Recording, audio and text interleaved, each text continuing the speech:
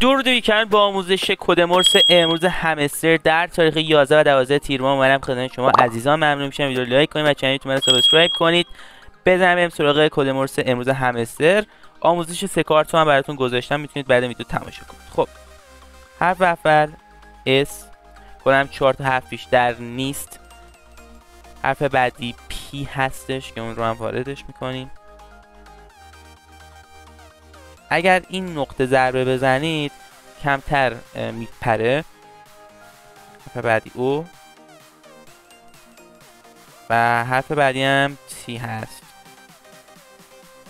اینجا وارد میکنیم. جایداش هم حتما دریافت کنید. روی این قسمتی که زرد رنگ شده بزنید، جایداش دریافت میشه.